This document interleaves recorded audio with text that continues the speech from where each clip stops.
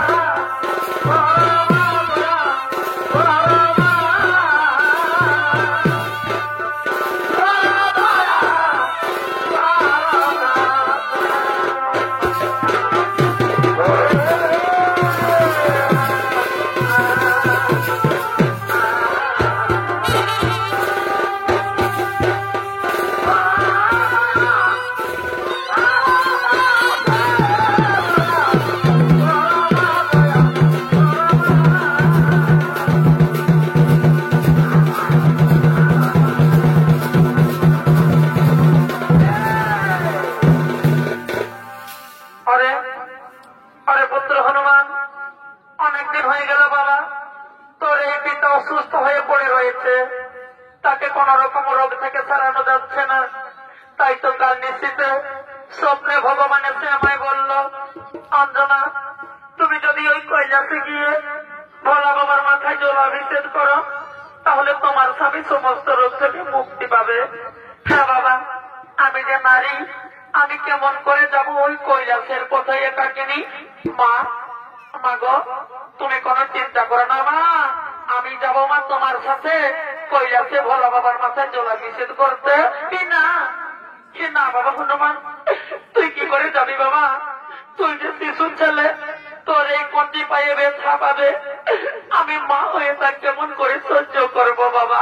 মা, মা গো, তুমি কোনো চিন্তা করো না মা, দেখবে মা ওই ভোলা বাবার আশীর্বাদে আমার কোনো কিছু ক্ষতি হবে না।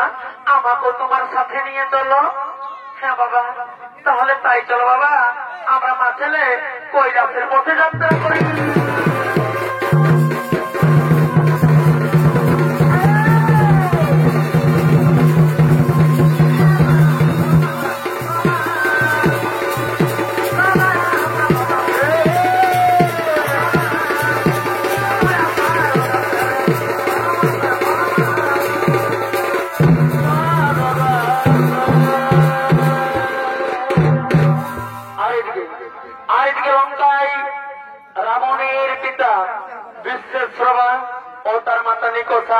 তারা দুইজন পরামর্শ করার জন্য আগমন করছে।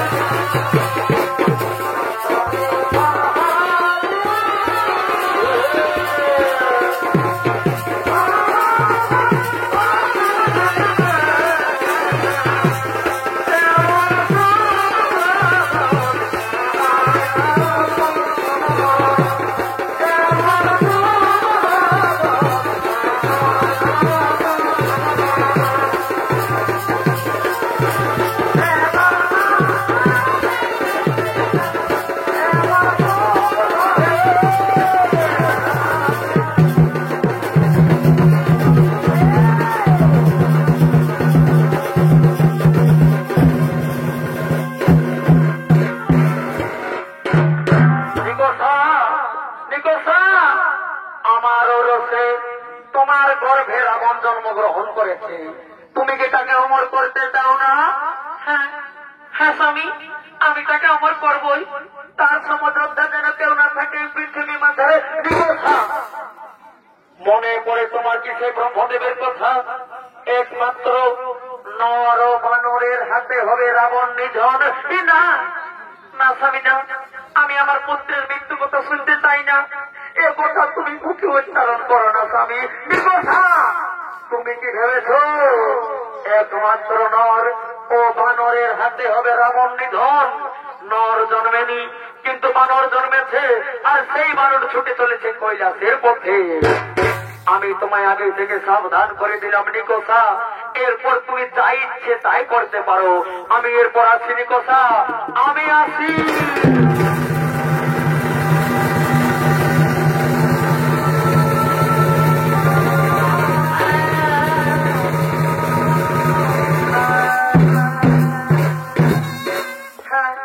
তাই তো আমার স্বামী বলে গেল, এরপর আমি কি করবো?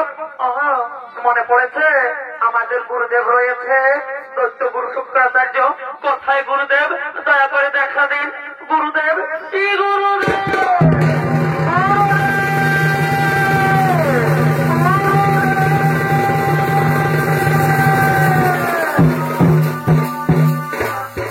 কি প্রণাম তব চরণে গুরুদেব। বলো বলো পুত্রী নিকোষা, এই অসময় মরে কেন করেছ শরণ? হ্যাঁ গুরুদেব, হে গুরুদেব, আপনি তো সবাই জানেন, আপনি হলেন দত্ত গুরু শুক্রাচার্য। দত্তদের রক্ষা করা হলো আপনার কাম। তাই বলুন গুরুদেব, আমি আমার পুত্র রাবণকে কেমন ভাবে চির অমর করে রাখবো ধরণী মাঝারে? ও এই কথা নিকোষা, শোনো নিকোষা, তুমি তো জাতিতে রাক্ষসী। তারপর তোমার সৈন্যদল মায়াজার সৃষ্টি করে বানরকে পথের মধ্যে আটকে তাকে মেরে ফেলো, তবেই তো তোমার পুত্র রাবণ চির অমর হয়ে থাকবে ধরণী মাঝারে। হ্যাঁ হ্যাঁ গুরুদেব, আপনি ঠিকই বলেছেন, আমি তাই করব। আপনি এরপর আসুন বলেন, আপনি আসুন, আপনি আসুন। ওরে মানুষ, আমি তোকে বাঁচতে দেবো না। মায়াদার সৃষ্টি করে তোকে কণ্ঠের মধ্যে আজকে মেরে ফেলবো। কোথায় যেমন মন্দির সেনাপতি সৈন্যগণ, তোরা তাড়াতাড়ি ছুটে আয়।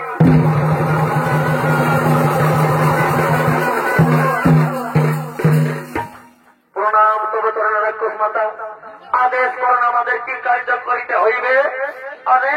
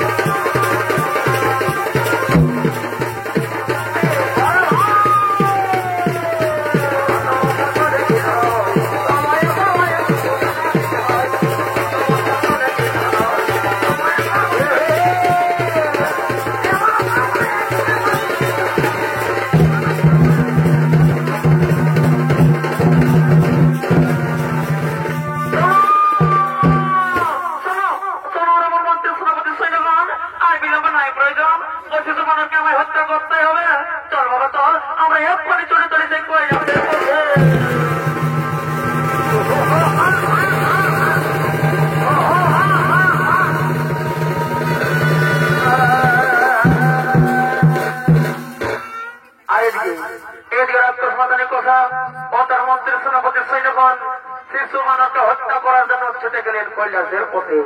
তাই তো স্বর্গের সমস্ত দেবগণ চিন্তিত রাজকোষ মাতার হাত থেকে কেমন ভাবে শিশু মানবকে বাঁচানো যায়। তাই তো সমস্ত দেবগণ তারা পরামর্শ করার জন্য করিচ্ছেন আগমন।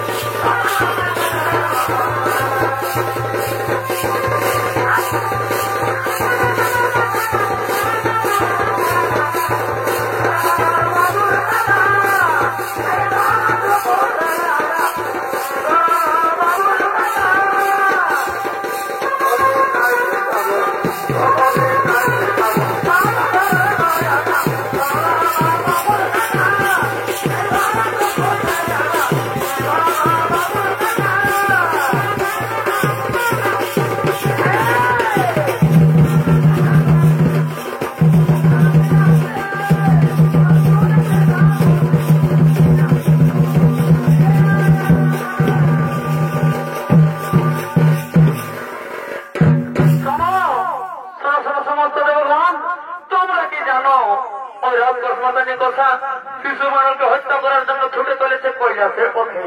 আর ওই বানর যদি মরে তাহলে এটা নরের দ্বারা সম্ভব নেই রাবণ নিধন। আর রাবণ যদি বেঁচে থাকে তাহলে আমাদের এই দেবগণের ঠাই হবে না স্বর্গপুরে। বড় সমস্ত দেবগণ এখন আমরা কি করি উপায়? শুনুন শুনুন ইন্দ্রদেব, চিন্তার কোন নায়ক কারণ আমাদের গুরুদেব রয়েছে দেবগুরু বৃহস্পতি। চলো আমরা সবাই মিলে গুরুদেবের স্মরণ করি। কোথায় গুরুদেব? কে গুরুদেব?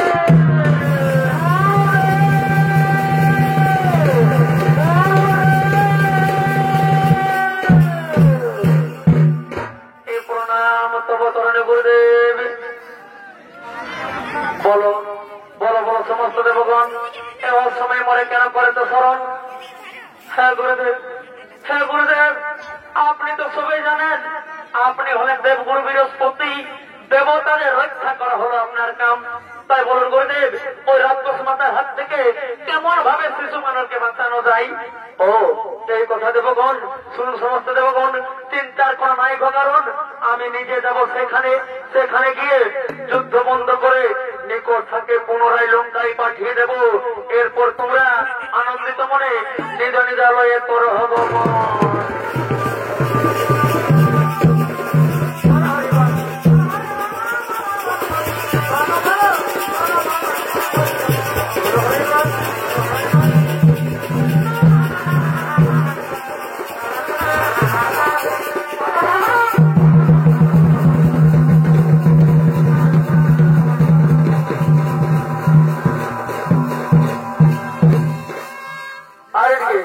আগে কৈলাসের মধ্যে অঞ্জনা ও তার শিশু পুত্র হনুমান আগমন করছে।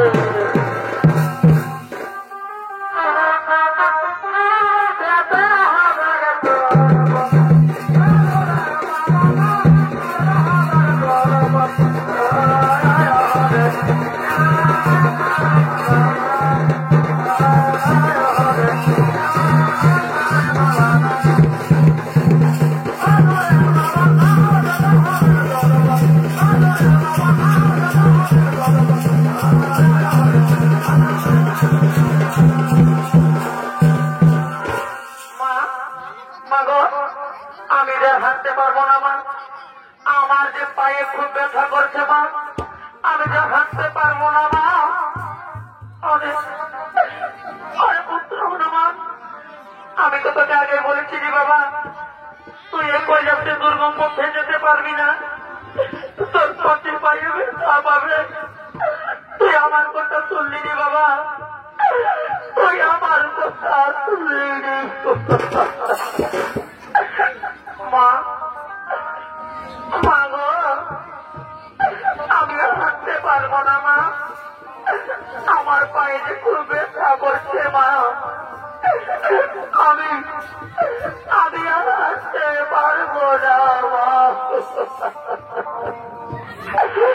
তাই তোমায় বলি মা, মা গো,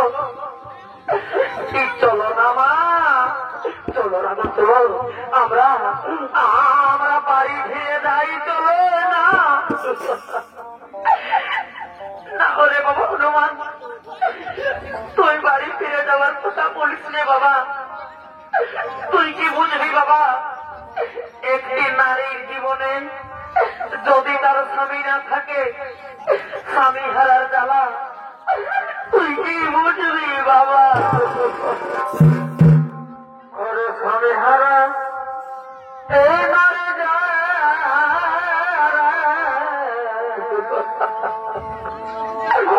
দুঃখে আদিতে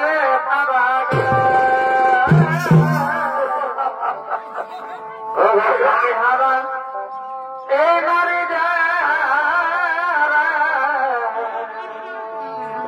আর কি দুঃখে আদিতে পাবাগ।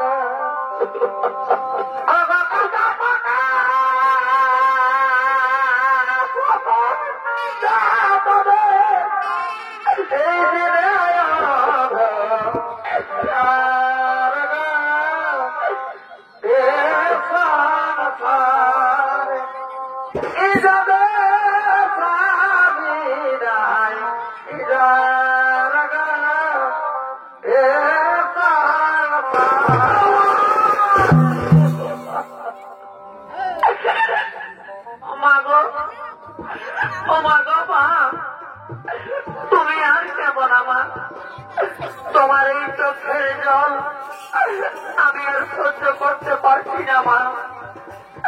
তুমি কেঁদো না মা, তুমি আর কেঁদো না।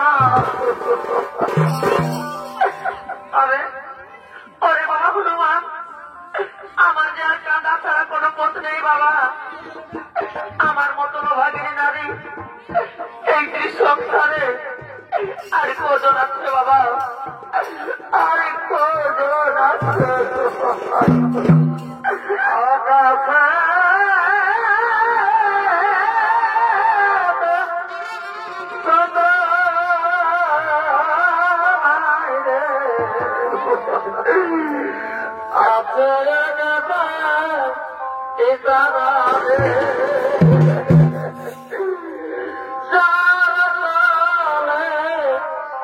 স্বামী নাই রে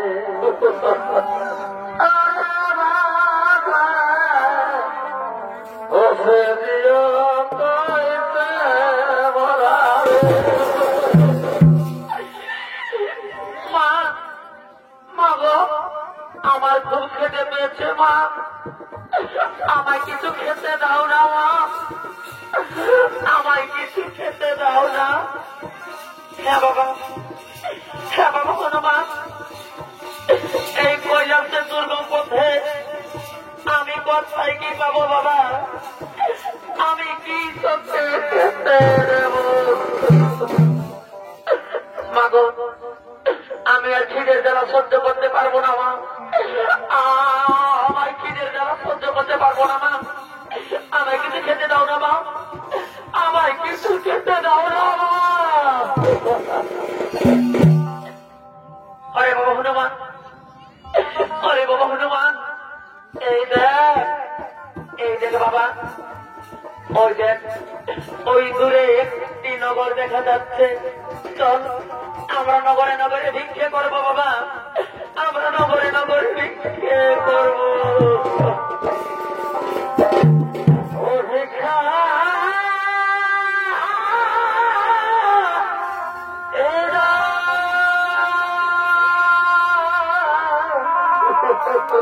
নগরবাসী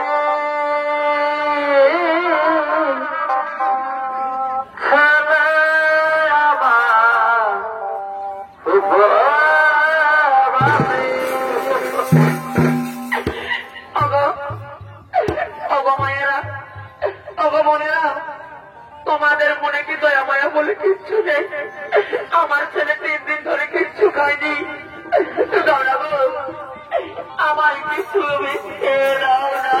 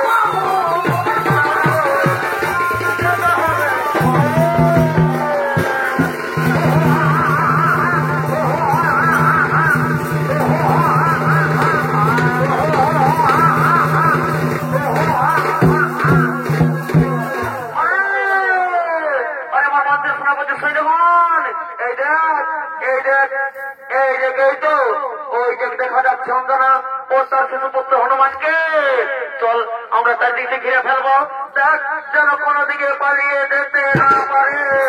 কেন কেন কৃষ্ণতা, আমরা কি দোষ করেছি? আমরা তো কারো কোনো ক্ষতি করিনি। আমরা মা ছেলে চলেছি কৈলাসের পথে, আমাদের কেন আটকাচ্ছ? আমাদের ছেড়ে দাও, আমাদের যেতে দাও। অঞ্জনা, আমার হাত থেকে আজ তোমাদেরকে কেউ রক্ষা করতে পারবে না। তোমার এই পুত্র হনুমান হলো আমার পুত্র রাবণের বৈরী। আমি হনুমানকে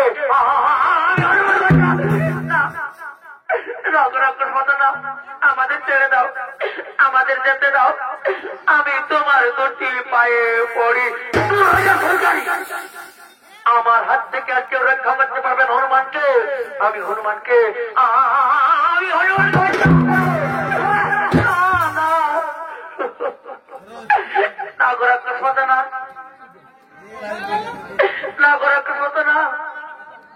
আমাদের ছেড়ে দাও, আমাদের যেতে দাও। তোমার যেমনি রাবণ ঠিক তেমনি আমার এই হনুমান, আমাদের ছেড়ে দাও, আমাদের যেতে দাও। হে প্রভু দয়াময়, হে প্রভু দয়াময়, আপনার আদেশ মতো ঠাকুর চলেছি এই কৈলাসের পথে। মা যে পথে বড় বিপদে পড়েছি ঠাকুর, এই বিপদ থেকে আমাদের উদ্ধার করুন।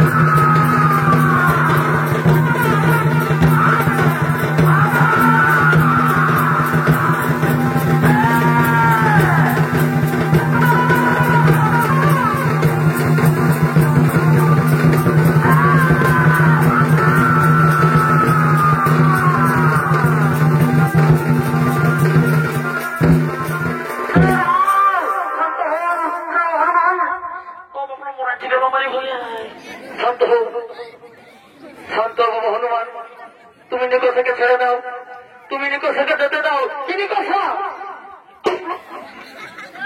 নিকোষা, তুমি ভুল করেছো। নিকোষা, তুমি অন্যায় করেছো। হনুমানের শুভ কাজে তুমি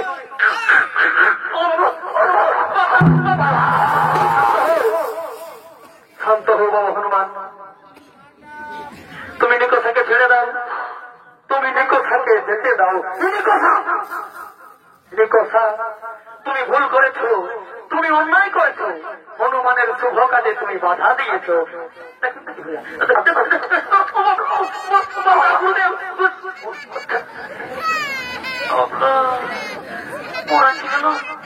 নিকোষা, তুমি ভুল করেছো। নিকোষা, হ্যাঁ গুরুদেব, হ্যাঁ গুরুদেব, আমি ভুল করেছি, আমি অন্যায় করেছি।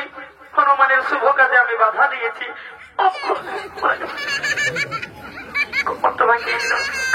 আমি আমি পুনরায় লঙ্কায় ফিরে যাই গুরুদেব। হ্যাঁ, তাহলে কথা যাও, তুমি পুনরায় লঙ্কায় ফিরে যাও।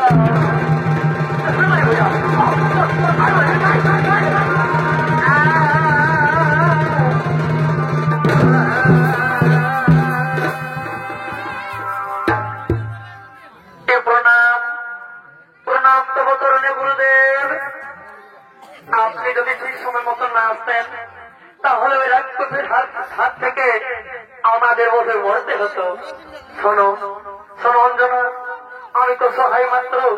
ওই নিকোষা তো নিকোষা, সমস্ত পৃথিবী যদি একত্রিত মিলিত হয়ে হনুমানকে আক্রমণ করে তাও পারবে না, কারণ হনুমান হল স্বয়ং শিবের অবতার। আমরা সবাই একের পর এক চলে যাব। হনুমান যুগ যুগান্তর ধরে বেঁচে থাকবে ধরণী মাঝারে। তাই তো বলি, এরপর তোমরা মা ছেলে নিশ্চিন্ত মনে কৈলাসের পথে যাত্রা করো।